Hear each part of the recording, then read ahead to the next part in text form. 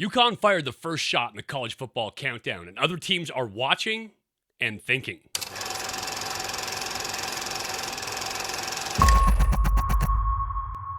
Three, two. Hey, everybody. Welcome to Elite Athletes TV. I'm Mike Pulaski, former 11-year pro and world champion. Today, I want to talk about what's going on in the world of college football as an update. But first, if you're new to the channel, you love football, you love learning about quarterback play, offensive strategy, what coaches think, make sure you subscribe, ring that bell. That way you get notified every time we have new content coming out. Please give me a thumbs up if you want to talk about college football, and leave me a comment down below. I always love hearing your thoughts. This week, UConn announced that they will not play the 2020 football season. A D1 FBS school who will not be playing college football this fall by choice. The pandemic has taken its toll. That is the first shoe to drop in this parade of what's about to happen this fall. David Edsall, the head coach at UConn, said he had a sit-down meeting with his players and took into account what the players were thinking, how they were feeling before the university decided to scrap the football season. In their announcement, they wrote, "The University of Connecticut Department of Athletics today announced that its football program will cancel all competition for the 2020-21 school year. After receiving guidance from the state and public health officials and consulting with football student athletes, we've decided that we will not compete on the gridiron this season." That was athletic director David Benedict. And for UConn, this may be exactly the right decision.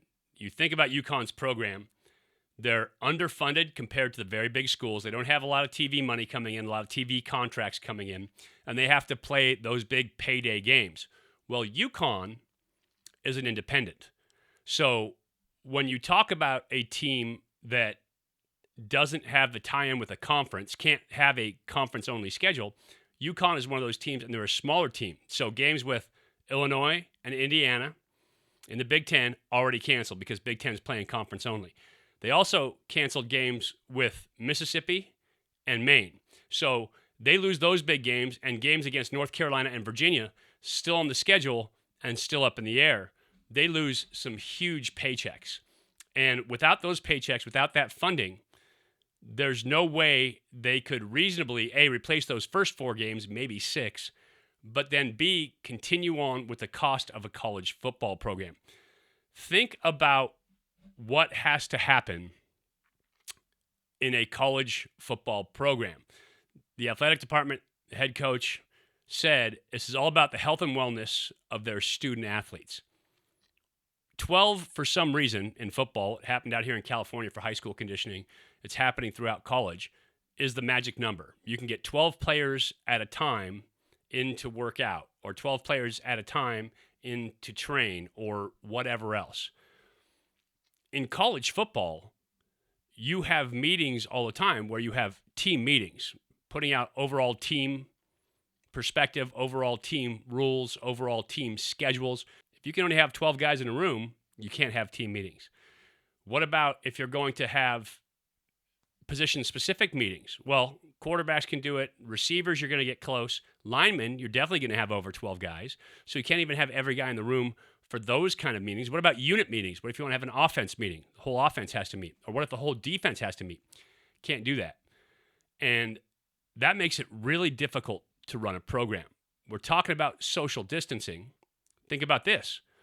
What happens on game day when you have an entire football team with 55, 60 guys that need to go into the training room to get taped before a game? Well, how do you manage that? Well, you could get some guys taped at the hotel, could get some guys taped at the stadium. You could do it in shifts, but that's going to add to the time it takes to get taped for a game. What about treatment?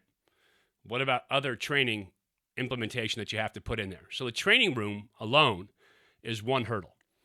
What about when you're on the road and you need to go in the locker room to get ready, to get dressed for games? Well, locker rooms of opposing teams are always small. And so you're going to have to go in shifts of 12 guys going in under the current rules to get dressed. So now you've had the holdup on treatment and taping.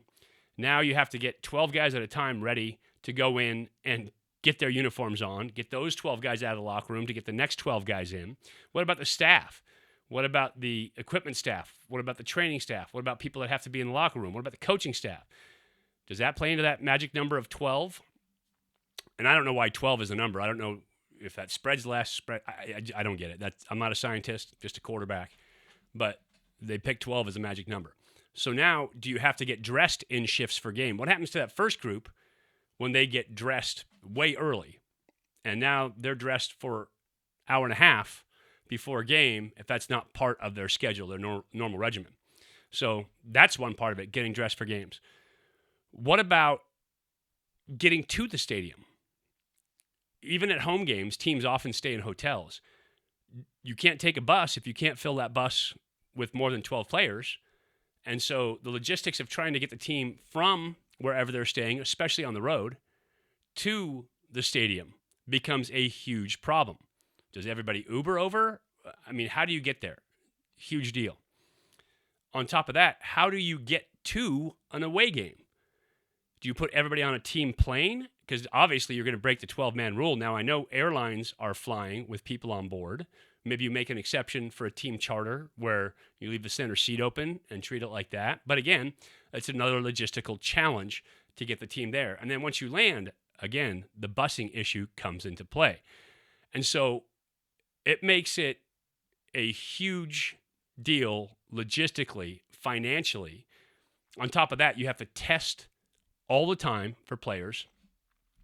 You can't have social distancing on a football field, or else you could never tackle anybody. Even if it was flag football, you still have to come within reach to grab the flag. And so there's all kinds of things going on in terms of social distancing for football on the field.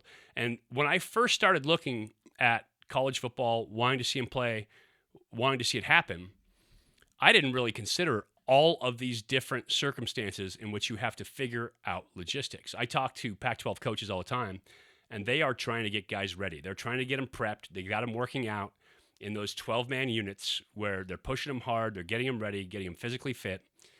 But when it comes to all the logistics of college football season, it's hard to fathom how you're going to be able to make that happen. When you look around professional sports, the NBA was able to do it because they took 2 locations, put guys inside a bubble, and said, we're not going to interface with people outside of this bubble. And that way, if everybody's clean coming in, they don't have the COVID, then going out, if they stay in that bubble, they're going to be fine going out throughout the season. You can do that with basketball. Not a lot of guys on a team, high-paid professional athletes. Major League Baseball didn't do that, and you started getting some of these outbreaks per team.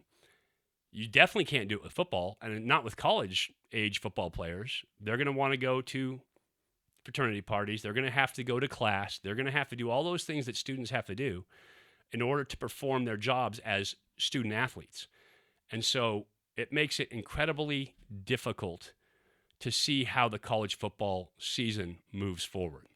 Like I said, UConn was the first shoe to drop. The second shoe to drop was that Notre Dame versus Navy, the game, after 90 some odd years of playing, got canceled. They will not play this season. That's a huge one because that is a traditional rivalry that they've played year in, year out, like I said, for 9 decades. And they're making allowances for that game. And so it started at the low level with UConn, but now it's coming up to the high levels. All the conferences, the major conferences, are talking about playing conference-only schedules.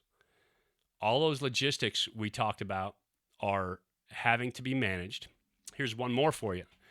What if, on the road, player gets diagnosed with the virus?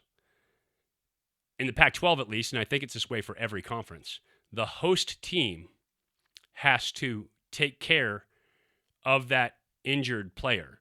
And so you go on the road, you get tested before you leave, you don't have it, but somehow you get diagnosed with it on the road. Now that host team has to find room and board, a place to put that player up, have to quarantine you for 14 days, have to absorb all those costs as well. And so now you become responsible for a player that likely brought this in with them, and you have to find a way to house, quarantine, set them aside, feed them, take care of them for that full quarantine period while that student athlete is away from school for that time too and away from his team. Another one, what if your quarterback doesn't have any symptoms, your star quarterback, but gets diagnosed with the virus? Now, he has to be quarantined for 14 days. Not through an injury, no symptoms, but diagnosed with the virus, has to be kept separate from the team. Now you're on your backup quarterback. And repeat that process through every starting position on the field. It becomes a logistical nightmare. And so, quite honestly, there's only one way they can go this fall. And they have to either say, damn the torpedoes, full speed ahead. College football has played through the influenza, for years. I know a linebacker at Cal, I did a game last year. He took 3 IVs the night before the game, had to stay in a hotel. He was sick as a dog, came out and bawled the next day because it was just the flu. And teams year in, year out put in safety protocols and health protocols for the flu, not sharing water bottles, not having any contact outside of football, doing all kinds of things. And when the flu came in, they said, damn the torpedoes, full speed ahead. We're playing because we're used to the flu. They either have to take that mentality with COVID-19 or they have to put their foot down and say, we're canceling or postponing the football season for now, and we'll pick it up once we have either a vaccine or some type of curative measure that we don't have to worry about this with our athletes. Now, that said, college football players are young, they're healthy, they're athletic, they're in shape, and for the most part, you don't have the underlying physical ailments that cause major problems with COVID-19. But you have had athletes in the past. Hank Gathers, most famous of all, the basketball player at Loyola Marymount, who had a heart arrhythmia, and there have been other players around the country. And so while the vast majority of players most likely wouldn't have a major problem with the virus, there may be some underlying conditions that could cause an issue. And so you either have to say, we're going full speed ahead regardless, or we're going to postpone it. And I think that's where it stands right now for college football. UConn was the first shoe to drop. Notre Dame versus Navy was the second. And I think as the season edges closer, you're going to start to see teams push more towards postponing this season, pushing it into winter, or if a vaccine comes out, or early spring. That's just my opinion. I'm not a doctor by any means, but that's what I think. Again, if you're new to the channel, please subscribe. Make sure that you ring that bell, and that way you get notified every time we have new content coming out. We do a lot of quarterback training. We teach football skills. We talk about the game, the concepts, offense, everything here. Also, give me a thumbs up. Leave me a comment down below. I would love to hear from you.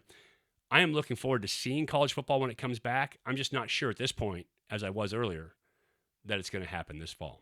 Thanks for watching. I'll talk to you again soon. We'll talk about quarterback training next time because that's a lot more fun. But I look forward to seeing you there.